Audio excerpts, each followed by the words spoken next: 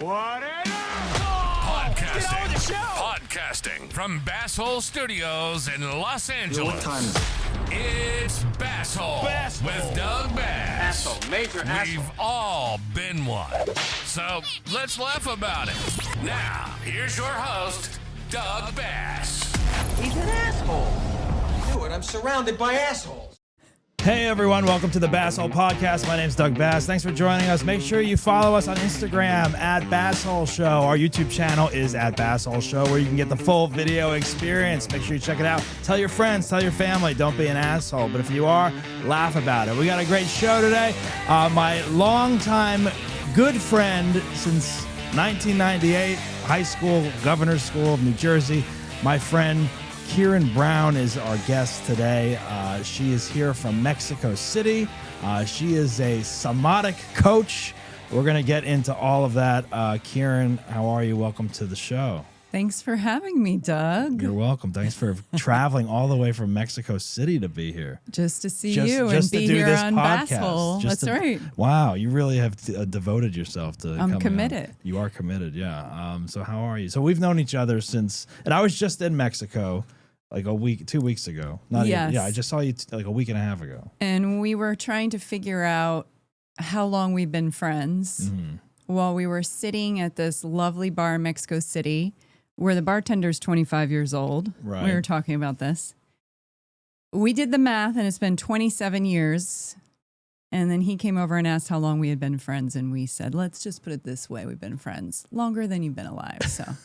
And then that made us both feel old as fuck. Then we sat there depressed, Right. accepting our elderly drank our years. cocktails, the beautiful cocktails that he made. Yeah. It is. I mean, we've been friends a very long time. We met at the New Jersey Governor's School of the Arts. That's right. In New Jersey, where we studied theater. There was 10 students selected out of the state. And we were two of them, and then our dear friends Katie Rose and Adriana were the other two that we are dear friends with. To this day. To this day. And it's, it's crazy, right? It's like when you think about like people that, connect, and then, usually you fall out of touch with people over the years, and we have not done that. We have not fallen out of touch. No. Yeah. We've been there through so many chapters of our lives. The happy ones, you've been there moving me out when I went through my divorce. Yep. Taking my stuff to the storage units. We've been through it all together. We've been through it all. Moves and relationships and all kinds of good and bad things, I guess. That's a good friend. It's a good friend. Yeah, likewise. Well, I'm excited to have you here on the show. Excited to be here. We didn't know if we were going to record this or not. This is kind of like spontaneous. Spur of the moment kind of, yeah. Exactly. Improv. Yeah, yes and. Sure thing. Yeah. Yes and. Yes and. Sure thing. Now, right. You used to live here in L.A. For how many years did you live I was here for 12 years. 12 years, yeah. And then I moved in 2017 down to Mexico City. Got my legal permanent residence there, and I've been living there ever since. So coming up on 9 years since I've been in Mexico City. That's crazy. It's flown by. It really has. And I've visited you 3 times now, I believe. I know. Mexico City is a great city. I love going there to see you guys. It's beautiful, although we try to not advertise that as much anymore because there's too many foreigners coming down. Right. So that's kind of the problem that's been happening, in like the last 5-6 years, you'd say? Yeah, ever since the pandemic, when people started to be able to work more remotely, people kind of got a whiff that Mexico City was a good place to go. Right, because it's not far. It's only a 3-hour flight from L.A. Yeah. It's got everything that L.A. or New York has, pretty much. And its own thing. But, causes some gentrification, which is a problem for the locals, understandably. Sure, yeah. So, that's where we're at, though, now. I think all these, what's the next... Globalization. What's the next city that's going to happen to? I know. Whether it's a different country or even here in the United States. You know? It's interesting to see what latches on, or like where people decide, like, oh my God, like this city is the next big thing. I know. Even though it's been there forever. Yeah. Whatever, as if it's just discovered. Yeah. It does, like, because a lot of people left LA and went to Austin, Texas also. Like right. That's become like a a new hub of like people like Right. creatives and even though the city's been there forever, but like now but now like that's expensive now too. Everybody's just Christopher Columbus all over again, thinking he's I don't get it. discovering. Well, somewhere everyone wants for to the buy. first time. Everyone wants to buy like real estate, a house. So they're like, where is the market like Is decent? that a thing? People still trying to do that? They're trying to do it, and they look to see where the market is decent enough. Yeah. And then they go there, and then everyone goes there, and then the market all of a sudden is not great there anymore. Yeah. Because everyone is buying. So, yeah, I don't know. It's an interesting time, and LA has changed a lot since you've left. There's always something new popping up, something closing. We're still recovering from COVID, I think. Yeah. I bet. Yeah. I'm sure. Now, you are a somatic life coach. Somatic. Somatic. Yeah. What did I say? Somatic. Somatic. Tomato. Somatic. Somatic. Somatic. Ah. Oh yeah, that's how it's spelled. Somatic. Yeah. Somatic. I'm a somatic coach. Life coach. So can you explain to me and our audience exactly what that is? Yeah. So somatic or soma means of the body. So it's healing work that the idea is that trauma or patterns are not just something we can cognitively think our way out of and suddenly change ourselves the next day. That our trauma or our patterns live in our nervous systems, live in our bodies. So that's why we have quote unquote triggers where we might respond to something in an automatic way. It's because our nervous systems are essentially trained from patterns, from trauma, from childhood or just experiences, interrelational experiences. So anyway, somatic work it's talking and then connecting to your body. So if you were to tell me, this person really, pissed me off the other day and you were ranting and raving, we'd let you do that. And then I'd probably ask you, what's going on right now as you're talking about this? What are you feeling in your body? I love that. I feel like you've done that to me, like subconsciously, throughout here and there. I don't know how subconscious it was, but No, I mean, I'm probably but trying now that you've explained it to me, I'm like, wait a minute. I'm You're like, wait a minute. This I feel like you were doing this in 1998. I feel like I've been coached already by you. I'm like, even last night, I feel like I was being coached a little bit. I was kind of slipping it in. I yeah, noticed a that. little Well, bit. now it's I was more like, clear. what are you avoiding, Doug? You What are literally asked avoiding? me that last night. I think. know. You and It's our other terrible. friend. You too. can't I take was me like- anywhere. I was like, wait a minute. Yeah, what am I avoiding? I don't know. I'm on a rooftop having a cocktail. Obviously, I'm avoiding something. It's terrible. I'm telling you, you can't take me anywhere. I'll just start That- looking yeah. for your trauma and your patterns. It's Yeah, terrible. well, I guess I'm getting free coaching sessions. I didn't even know it. That is good though, because people. I mean, pattern. You say patterns. Yeah. And patterns are also habitual, I guess, right? Oh yeah. So Yeah. so breaking something like that is not easy for most people. Oh, for any of us. Yeah. I mean, it's just very human. Mm-hmm. We all have patterns. There's nothing wrong with having a pattern. But when it starts to become what you may call maladaptive pattern, where it's something that kind of got you through times in the past that worked, and then you start noticing it's not working anymore, it's getting in your way, that's when you get curious about it. Yeah, because if it's distracting you from doing A, B, and C or whatever, that's the problem that you need to either realize or break, I guess, right? Yeah, If you want to, yeah. Because you say people like yell. If someone's like, oh, I'm pissed off, yelling, Yeah. which is emotionally good, I guess, to vent or let it out or whatever. Oh, yeah.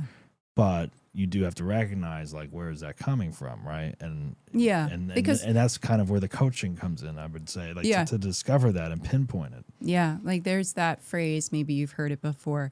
If it's hysterical, it's historical. I haven't heard that. No, that's clever. The idea, and this is it connects to nervous system and body work and what we're talking about, in the sense that if you have a reaction to something, like somebody cuts you off in traffic, is always kind of everyone an everyone's been everyday there, yeah. experience, and you might be like, oh, what an asshole, and then move on with your day. But if you feel your body, maybe your body gets hot, maybe you're screaming, maybe it starts to ruin your day. This is not just about the guy who cut you off in traffic. Yeah. There's something else going on. It's about you, yeah. And that's when Yeah. you get curious and you and I say get curious because it's not about judging ourselves or thinking like, oh, something's wrong with me. It's more about like, well, what's going on? What am I really feeling? What is this really about? Yeah, like what am I not addressing? Or What am I like, not addressing? Avoiding, or Yeah. and that kind of links in with like therapy in a way too. I would say, like, you talk to a therapist, like it brings out certain things that you may not think about too much or talk about or express or whatever, and then you got to work on it. Yeah. And you mentioned the phrase inner child work. Yeah. So that like stems from childhood, I'm imagining, like Yeah. either how you were raised or certain things that maybe have happened during childhood that reflect now your adult life. Is that correct? Yeah. So I do a lot of inner child work with my clients, and I've done it myself, with practitioners. Also connected to patterns in this sense. So inner child work is when you discover, let's go with the example from before, you discover, wow, I'm really feeling a lot of emotion right now for this guy that cut me off in traffic. If we're going back with that. And you ask yourself, like, what's going on? It might be like, when did I first feel this way? That's a question I ask a lot of my clients.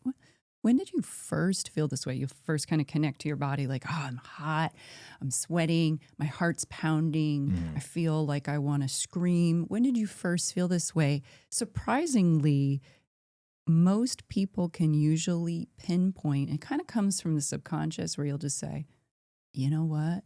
When I was 5 years old, there was, my brother did this thing, and then my mom, I don't know, I'm just making this up. No.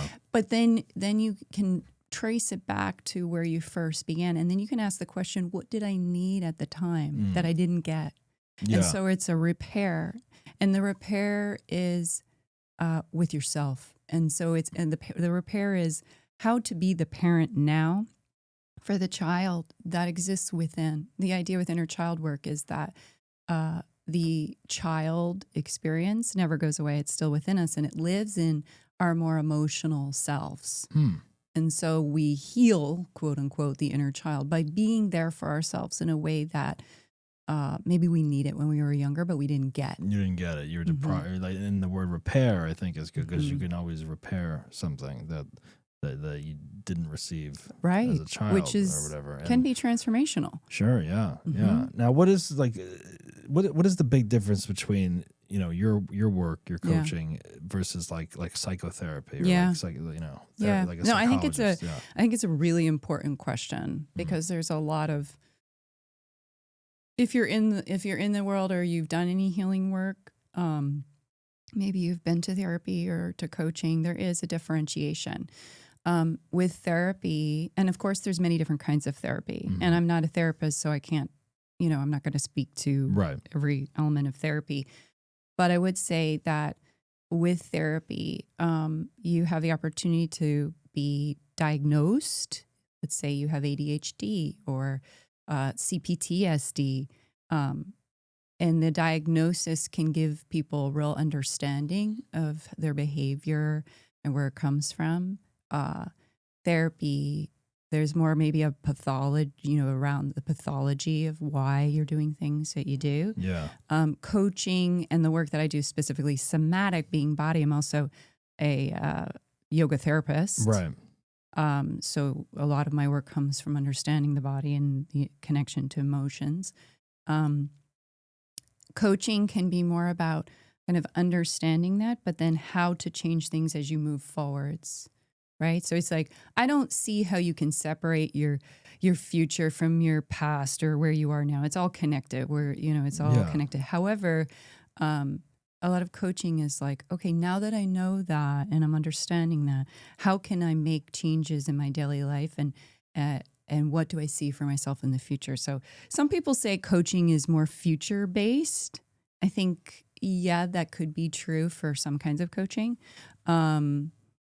But I think it's it can kind of synthesize. I guess I could see that because I've taken, I've done therapy before, and it's a lot of past discussion or like childhood or like what did you do or like you went through this relationship or whatever, and now where you are, there doesn't seem to be a lot of emphasis on. There is a little bit, but not as much as like going forward or coaching. And like as far as like life coaching now, there's a lot of life coaches now that are around. that's very different from what you do as well, I would say. Well, there's a lot of different kinds of coaches. You know, there's people who are career coaches. There's people who, I've heard of all sorts of like corporate burnout coaches. You know, there's relationship coaches. There's all sorts of coaching. Yeah, what I really focus on, and it is healing. You know, it isn't just like, oh, where do you see yourself in a year? It's not necessarily just that.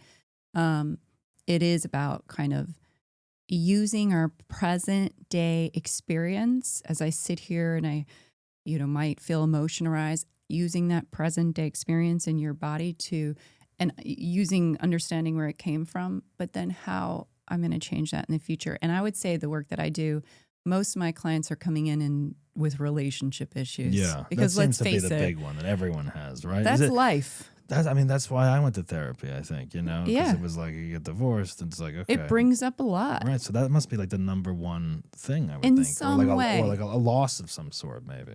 Grief. A loss of a loved one or a Absolutely. a death, maybe. Or whatever. Absolutely. Yeah. Grief, relationships. I mean, relationships are centered to our lives. So and relationships also are usually where we get triggered. Yeah. And when we get triggered, we have a great opportunity to get to know ourselves deeper. Right. So yeah, and it brings a lot of stuff up that you're not necessarily thinking about all the time, that you glaze past. Yeah. How has it been? You started this work here in LA, and then moving to a foreign country, Mexico. Yeah. How has it been,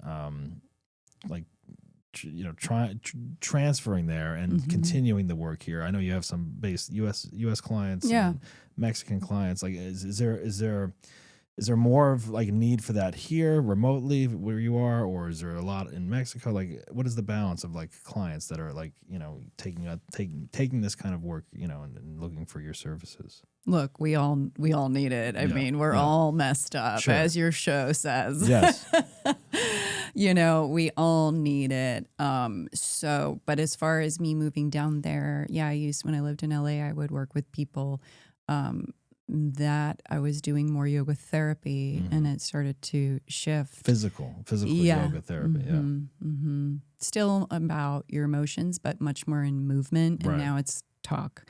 I furthered my studies and my clients really shifted into that. So most of my clients are online, and they're all over the U.S. I have some in Europe, some in South America. Wow. That's great. Yeah. I've had clients in Australia, and then I have my own office where I do have people come in person in Mexico City as well. And that's great because you can kind of serve everyone, whether it's via Zoom or, Yeah, in and, person, there's something that people actually, some people prefer online because you can be in your home in your pajamas with your dog on your lap and your favorite cup of tea. Yeah.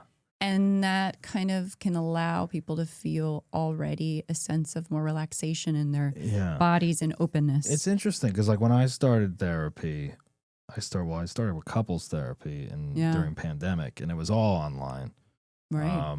And then I liked the remote thing, but then I was also like, there's like dogs barking, I got this going on. True too. So, but like then I was like, oh, it'd be fun, or it'd be nice to go into someone's office or whatever. But then it was also like, oh, now you got to drive across town in rush hour, and where's this person and in located? LA, by the time you get there, you're definitely frustrated and agitated. And it's like I've thought about starting therapy again, maybe because it took off for a while. But like now I have the studio. I'm like, oh, I can come in here and do it maybe. Oh, that's true. This would be a really quiet, private place for it. Right. Yeah. So I was like, oh, maybe I'll get back into it. Yeah. But it's interesting. Yeah, how everything has kind of shifted to remote services. Yeah. Since COVID, a lot of businesses, which is beneficial for you. I was going to say, I'm sorry to say this, but in a way, it helped because prior to COVID, it was like, what do you mean you want me to get on my computer and talk about my feelings? That's weird. It's but weird, now though. it's like... But like we have the technology. So it's like if it was just a phone call, I'd get it maybe, But like now we have FaceTime and Zoom and whatnot. It's so integrated in our experience. Yeah, exactly. It's great. So this show is called Basshole. And we talk about people being assholes on the show. Not necessarily they are currently an asshole, but a time that they may have been one. And, you know, I mean, with your kind of work, I'm sure clients come in and they may have been assholes, you know, I don't know, or like things that they've done or whatever. We always ask our guests to kind of share a moment that they may have been an asshole, that they feel comfortable, or recognizing a moment in their life that they may have been one, and you know, kind of maybe correct or repair yourself or whatnot. Do you have anything you want to share? Well, maybe I'm avoiding. Let's bring that back. No, I'll share something, but I want to say what is so interesting about your show and about that question, you know, putting people or invitation. Yeah. Of like, when's the time in your life, one story when you were an asshole? I like when I saw your show in Mexico City. We did the. I'll remind everyone, we did the live comedy Basshole show in Mexico City about 2 weeks ago, and Keirin was there, and it's fantastic. She was there live. It was the first time she saw it, I think. Yeah, right. It's the first time I saw it. I did not know what to expect. Yeah, it was hilarious. It was just really fulfilling, but also what struck me afterwards. About this whole concept, you know, that you do both as your live show and the podcast here, is when inviting any of us to speak about being the one time we're an asshole, I think that really humanizes the experience of not being perfect. Yeah. In our society, we're so, a lot of people, I say a lot of clients, and I've dealt with it myself, of feeling like this real push to be perfect in some way. And so with the asshole thing, there's some way also, I think it's also a way to release shame. You know, like when I speak something that maybe I don't feel so good about into the open, then others can witness me, and shame disappears. Shame is, they always say, something that's kept in the dark. So so I like, so maybe I'm avoiding by sharing that, but I just wanted to say that really strikes me about this. And that's draws me to it. It's good that you bring that up, because it's like there are people that don't want to like reveal something as, you know, taboo as, oh, I was an asshole, I did this, you know, which is interesting, because like we have a lot of comedians on this show where they don't get too serious or vulnerable or whatever, you know. But like when you have, you know, I've had some guests on where it's like oh, like this can be like a serious conversation also, and the therapeutic one. Of course, of that, you know, and depending on how comfortable they feel to reveal this or that or whatever. Yeah. But yeah, it's literally pinpointing, you know, something, because we're all human, and you know, you literally fuck up, you know, as you go through life, and we all get hurt, and we hurt other people, even if we don't intend to. You can't. I see this a lot, and I do this myself. Like I always want to be good. You know, I always want to like. So if you admit, like, oh, I wasn't so good, right? Not that everything is so polarized, so black and white, good, bad, because it's not. There's always the nuance to anything, but there's like, okay, like you're not gonna get punished for being not perfect, not being good all the time. Yeah.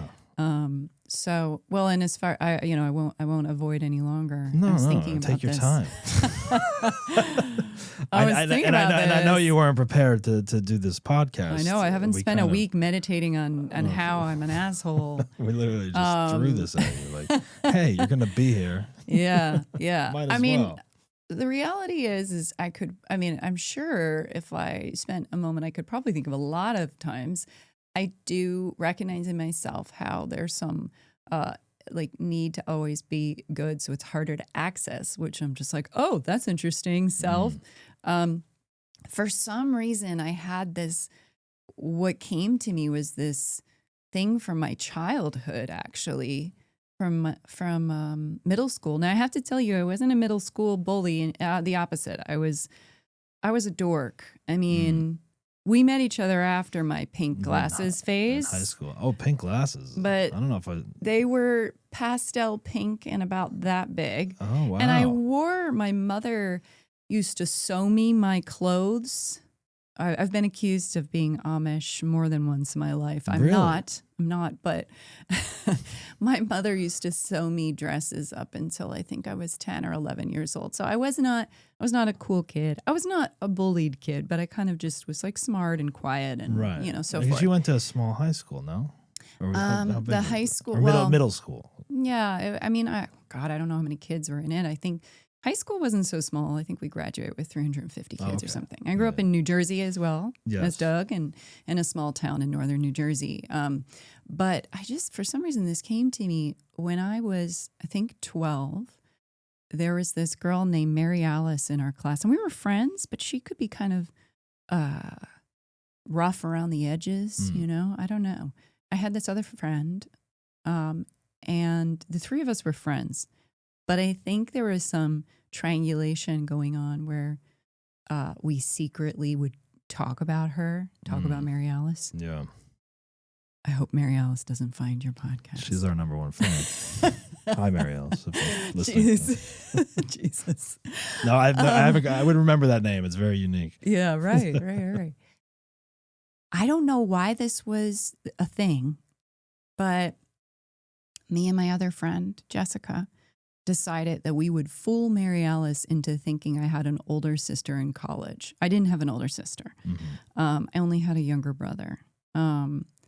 Why that was cool, I don't know. Well, anyway, Jessica came over and we started pulling out the LL Bean and Sears catalogs. You remember those from the 90s? And found this girl who looked somewhat like me and cut pictures out of it, just a blonde girl, college age. And we got me a wallet. You had those. Do you remember you used to carry pictures of your family in your wallet back in the laminated day? Little flaps. Yeah. Yes. Yeah. So the laminated flaps got multiple photos from the LL Bean catalog of this girl.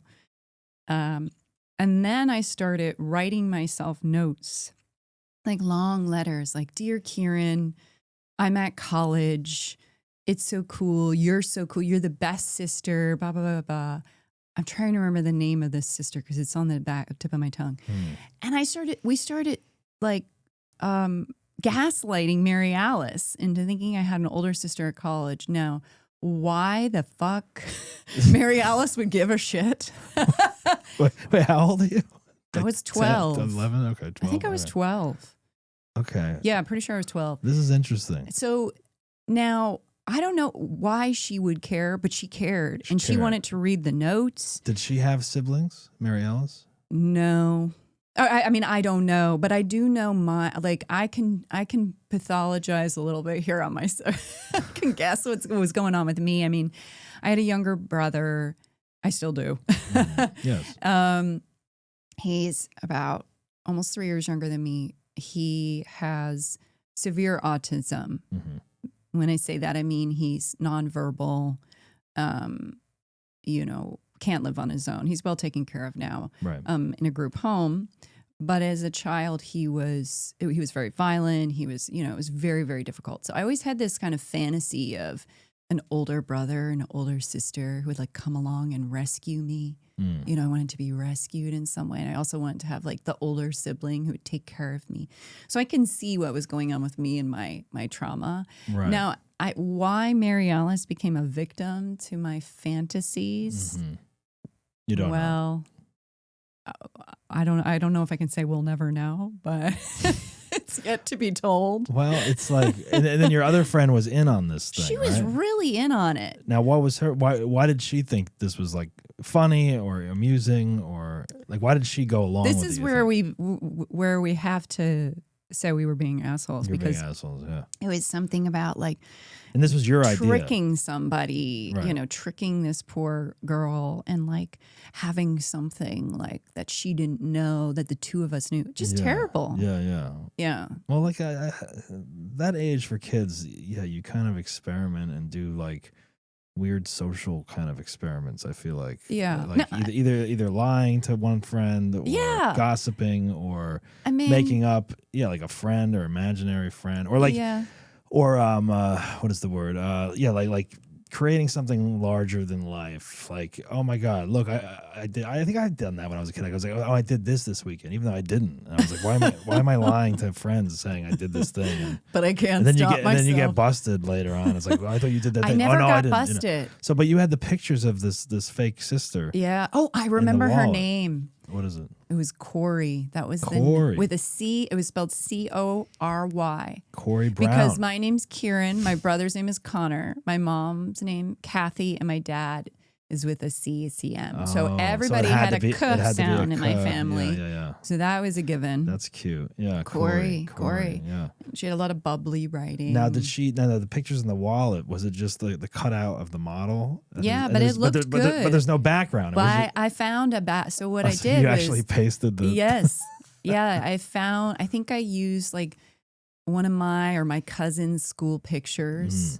You know, I had extras, right. and I glued it on so the back of it looked like Yeah, a you picture. really involved your time into this. Oh, I remember Yeah. sitting on my bedroom floor and writing these notes, and Jessica being in on it. And Now, when did Mary Ellis find out? Like, she never did. she never Well, did. I could You not lost tell touch with her? you Yeah. to this day what happened to Mary Ellis. I don't know if she went insane Or Corey. from not knowing if Corey was real. yeah. It sounds like the beginning of like a either like a horror movie or like all of a sudden Corey exists and she shows up. It would be a horror film. And now you can't get rid of Corey, and she's like a nightmare. That's right. Or it's like a split version of Yeah. myself. Yeah, You know, or and it's I a start comedy. splitting It's into like Corey. it's like a Freaky Friday comedy kind of thing. or Yeah, something. yeah. To be honest with you, now this is probably me being an asshole too, because it's maybe I'm trying to like divert some blame here. But to be honest with you, Mary Alice wasn't the nicest person. So that's probably a reason why you wanted to pull this prank on her. I mean, I don't want to say that because that's, then I'm not, now I'm like, oh, I'm not as bad of an asshole, but it may be true. Yeah. Well, it's interesting. I mean, look, it's definitely an asshole thing for sure. But you're a kid. You're kids. Can you, I mean. No, yeah. but like, I mean, that's where a lot of asshole stories come out of. Like, that's why. Where the asshole's born. Well, even in when people come on childhood. here, they're like, I've never been an asshole. I'm like, think about when you were a kid. Usually Yeah. it's like the first thing that comes to your mind Yeah. is the story that you probably should tell, even if you're ashamed of it or whatever. Mm-hmm. But I'm like, even the people that are like, oh, no, I was never an asshole when I was a kid. I'm like, you're full of shit. Like if you're around the same age as me, like kids these days, I don't know. Because that's a whole new generation. Oh, they're probably worse. All the They social probably media are they worse. have. I mean, who knows? Oh my But God. yeah. And there's social bullying and all that kind of stuff now. So like, Yeah. I mean, it's interesting though, because it's like, Mary Ellis did nothing. She was just there. Yeah. And you guys thought this joke was, hysterical. I think that we just went from, I think we were in 7th grade, Yeah. maybe, or maybe it was 6th grade. But that's a mean time, like middle school. And I was not a mean kid. No. But that was not a normal thing to do. I think what happened is we just went into the next grade and never And then- saw each other, and then, yeah. and just Corey. Mary Ellis never brought it up.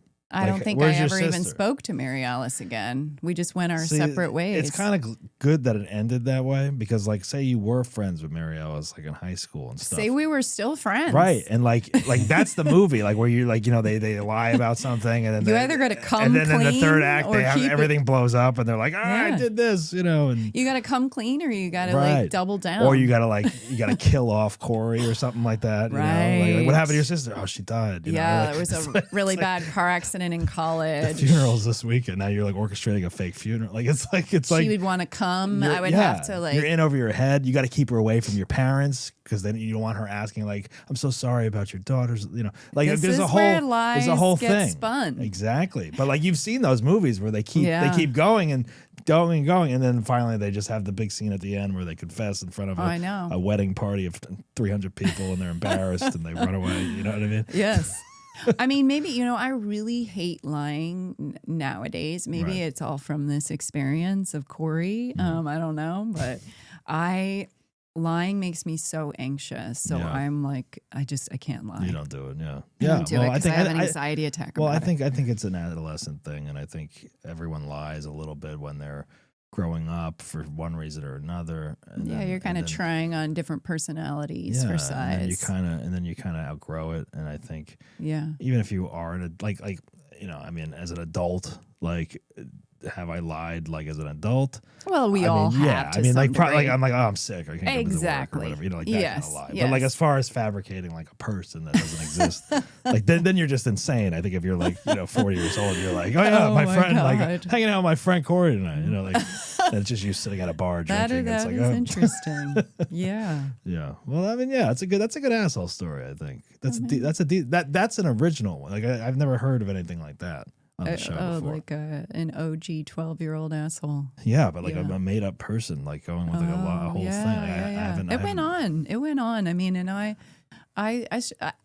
didn't go insane where I actually thought I had a sister, but I liked feeling like I had an older sister and getting to live in that fantasy.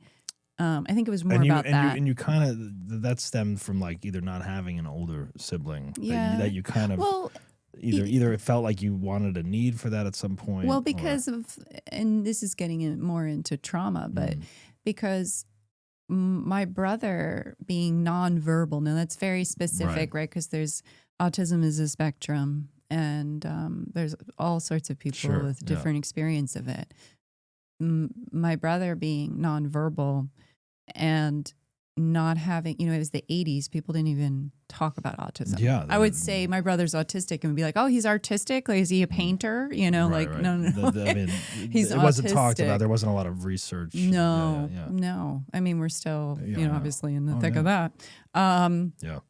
But he was very, very violent, no, it wasn't his fault, but he was very violent. And it made for a very unsafe environment. Yeah.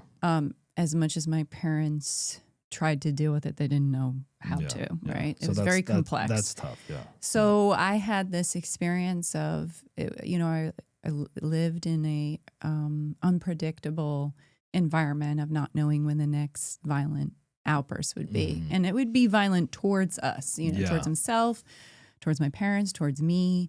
It was very traumatic. So I think from that, I developed this desire to be saved. Right. So you created like kind of like a fake older sibling that could kind of protect you. That was one reason behind it, but I believe. But you like visioning that is like something that like, when your brother would have like an outburst, be like, oh, if only Corey was here, like she would step in and be like, no, or like, which makes sense as a child. Because like if you're having that, if you have a sibling, but you have lack of, like communication with him, and he's obviously has trouble and the violent outbursts. So it's a whole different thing. It's like it's not a normal situation. So you kind of fabricating an alternate universe where another sibling does exist to come in and mediate or whatever. I would have dreams of having like an older brother, but it was all this kind of knight in shining armor who would save me from the feelings that I was having that as a child I didn't know how to navigate, and my parents did not know how to help me navigate. Yeah. Which is really, to not to bring it back, but to bring it back, really whatever your situation is, however extreme or simple, is what happens with trauma. It's like something happens in somatics. They say trauma is something that happens. It's like too much, too fast. That's how they describe trauma. Too much, too fast. So your nervous system can't process it. You're overwhelmed, and then you're stuck with the experience alone. You're sent away to your room, or your family, your caregivers, your parents just don't know how to help you process it or to be there for you through it. So you end up never feeling that safe support of processing an emotion. Right. And that becomes trauma. That's trauma, yeah. And do you think this is where a lot of things stemmed for you to go into this sort of work? As far as wanting to coach other people, help them with their situations. Oh, for sure. Yeah. Yeah. I mean, you have to be careful when you're in the healing arts of, it's like you have to keep a pulse on your own desire to quote unquote save, because it's not about that. It's about being with another through their experience. But that's like the wound The wounded healer Right. would be maybe trying to save others because nobody saved them. That's like the wounded healer. So you have to keep kind of an eye on that. But for sure, I experienced, so much fear, and I myself have been told by a therapist that I have CPTSD, which is complex post-traumatic stress. Yeah. And it really seeps into your relationships. It seeps into your life. It seeps into your worthiness and your feeling of being enough, how you can be successful in the world. It can seep into so many aspects of life. So for me, learning myself how to take care of myself, how to love my inner child and be there for myself, how to not be cruel to myself, because we can do that. We can have this inner voice, the inner critic, who can be really mean. Yeah. Learning how to change that voice into something more loving and supportive, and then how to recognize in my own body when my nervous system is in hyperarousal, which is fight, flight, freeze, or fawn, where something happens. Learning how to recognize that, learning how to soothe my own nervous system, how to navigate, how to get a bigger capacity for dealing with big emotions has been so transformative in my own life that I'm so crazy passionate about working with others to, to support them in their own journey, in their own discovery of how to be there for themselves in that way. Right. Well, I mean, it's important work that you're doing, and I think everyone should tap into this side of them. I think, and whether it's therapy or whether it's somatic coaching, as you do, everyone really, mental health is important and prominent more now than ever.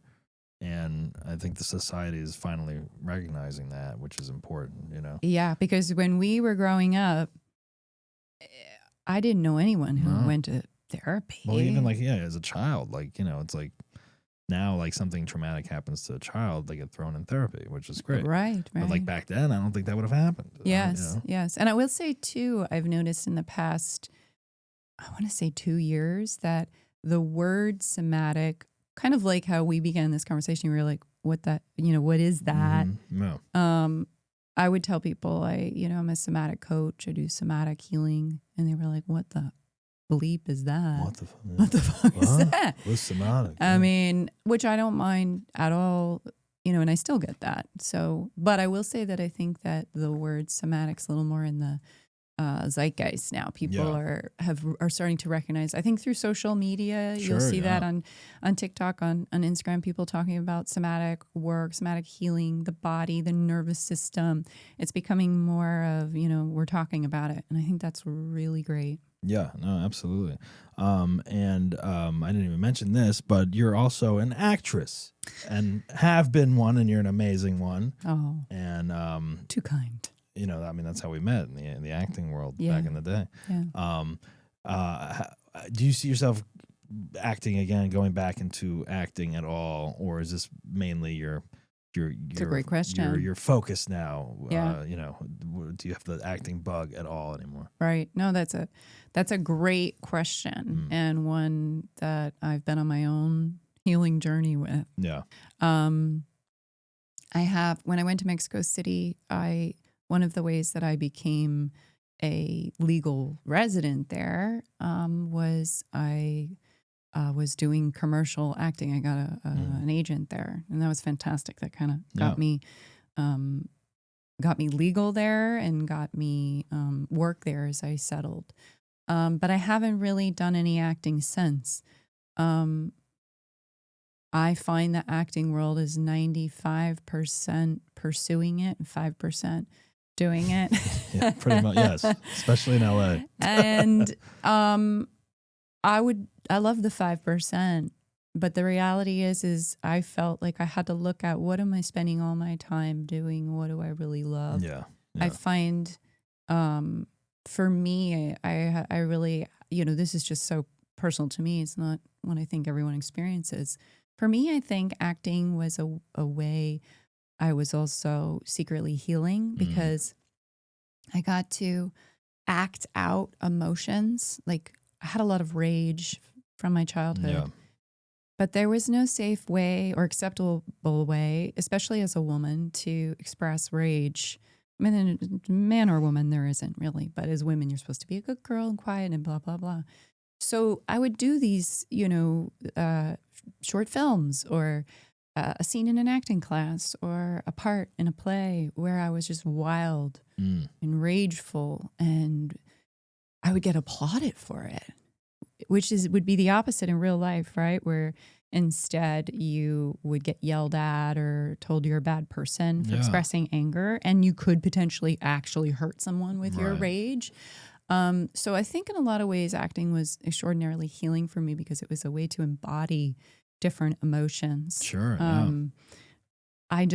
That part of it, I feel like I don't need it anymore for that because I feel like I've integrated and explored other ways to express these emotions. Now, if a fantastic script came along, I'd love to explore what it would be like, who I am now to be an actor. That being said, I feel so fulfilled with my work now and excited about it. Yeah. And I feel that it speaks to that part of me that is all about understanding stories, where people or characters come from, and also embodying emotions and experiences. So I'm like, wow, I sit down with my clients and I'm like, it's a whole world. Each person is an entire world. So you feel fulfilled, I feel so fulfilled with my work. I mean, I could see that too. I mean, like with the acting world, like I kind of feel the same way, even living here in LA. It's like, I have a commercial agent. I still get auditions sent, but like I don't want to do it. It's like the commercial ones. I'm like, fuck it, I don't care. It's like I don't care. It's like I don't care. Like do I want to act again? Sure, yeah. Like, and I know we both know how to do that. So it's like I don't need to go take a class. I don't need to. If I write a script or if someone's like, someone put me in a short film like a couple months ago, they're like, oh, this part would be great for you. And I'm like, okay, all right, I'll do it. So they asked me to do it, but it's like, I'm not seeking it out, but like if I want to make a film and I'm like, hey, you and me are going to be in it. And okay, great. Where it's like, you still can do it, but like, seeking it out, auditioning, doing all that. Like, I don't know. I'm like kind of done with that and creating own projects or, having guests on and talking to them and being funny or entertaining in a way and talking things. Yeah, that's fulfilling in a way. Yeah. So it's changed a lot too. So, yeah, I hear that, and I think it's complex for actors, and I really admire and respect actors, but I think it's complex because the way the industry is, and not like I'm some expert on the industry, so this is my point of view. There's a hierarchy to it where actors somehow end up on the lower end of the totem pole and are often treated as if they're just doing it for fun, like a hobby or and I think when you're an actor, you really have to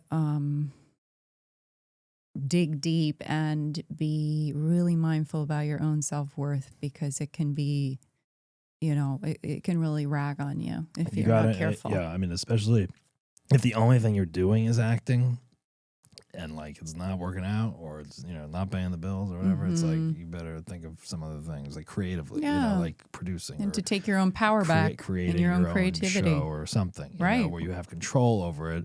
And then you could be like, I'm acting in this or I'm doing this and you're going to do that or whatever. So like, I think the people that just don't know how to do that kind of stuff and are just actors, that's tough, I think, I mean, I don't know. But, you got to love it. And if they love it, that's great. But I started to like not love it as much just doing that, Right. I think you just have to be tuned into what your own, that's going to be different for every individual, what your needs are. Right. Exactly. Yeah. And where you can maintain some sense of creativity and energy and feel respect and worth for yourself. Everybody needs some different formula for that. They do, and they need like an outlet to express themselves. Yeah, that's so important. Well, Keirin Brown, I can't. What is that noise? Oh, I don't know. Anyway, I was like deep in thought, and then all of a sudden I had like things popping up on my screen. So thank you for coming all the way to LA to do this show. Well, thank you for having me, Doug Bass. I know. You need to come to LA more often. I And then you know. yell at me and be like, why are you leaving Mexico City? I'm I like, know. Yeah. I know. We gotta do half and half. Come back and forth more often. Doug Bug. That's Bug. been my that's my nickname. my nickname for you since 1998. Doug Bug. I know. That's what you are in my phone. It's crazy. I love it though. I love that name. So where can people find you and your services? Instagram, website. You can follow me on my Instagram, which is Keirin Brown. And my website's KeirinBrown.com. Of course, that's easy, except for that my first name's a little difficult to spell, but Doug has it up. So Yeah, there it is right there. Yeah. All right. Well, check out Keirin's services on her website and her Instagram. Follow her there. And if you're in Mexico City, look her up. Maybe you can go in for a coaching with her or online. You know, if you live anywhere in the world, pretty much she is available to coach you. All right, Keirin, thanks for being vulnerable and sharing your asshole story with us today. Hopefully Corey won't come haunt us. Yeah, I'm gonna have nightmares about Corey. I know. Yes, Corey Brown, the sister that we'll never meet. Corey Brown, the unmet sister. Yeah, exactly. We knew her when. Yep. All right, Keirin, thanks so much. Thanks, guys, Doug. remember, follow the show on Instagram at Basshole Show and YouTube at Basshole Show for the full video experience. And remember, don't be a basshole, but if you are, laugh about it. Ciao.